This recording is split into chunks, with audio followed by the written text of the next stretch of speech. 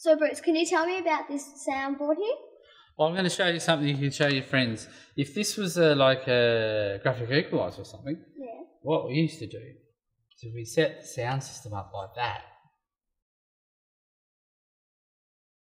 There you go.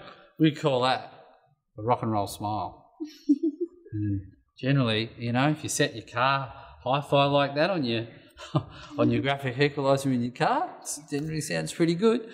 Well, that's what we did when we mixed bands as well sometimes, and it worked.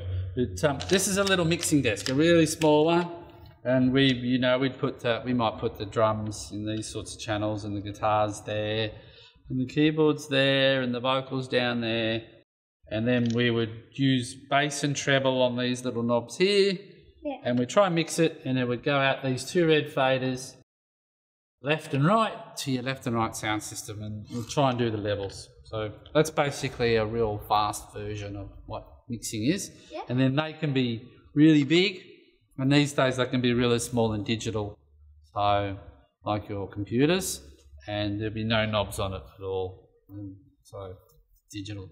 How big are the ones that you work with? They are 2.5 metres wide by about 1 metre, 1.5 metres deep, and they weigh 250 kilograms. That is a lot. That's big. Yeah. But that's the old big analogue desk, as we say, and the new digital desks are a lot smaller and lighter. And if we carry a camera over to the other factory when we finished, there's about 7 of them set up there, and we can just go whoosh and have a quick look at what they use these days. Yeah. I've heard that you've played for the Killers and Oasis. Yep. They're two different bands and two different styles of music. What changes on this board between each band?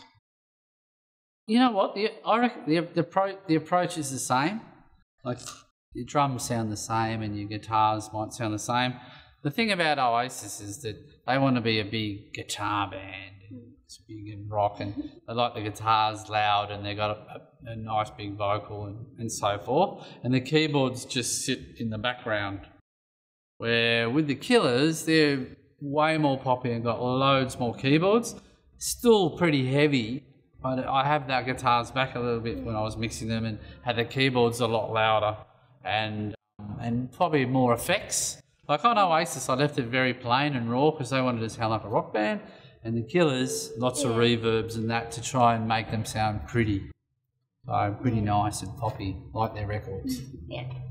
So the board pretty much does the same thing. It's up to the sound guy to change his approach.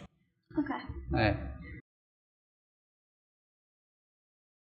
Thank you, Bruce, for talking to us today. It's been really interesting to learn about live sound engineering. Thank you for coming. No, thank you. It was good to have a chat. It was good to have a chat. Thanks.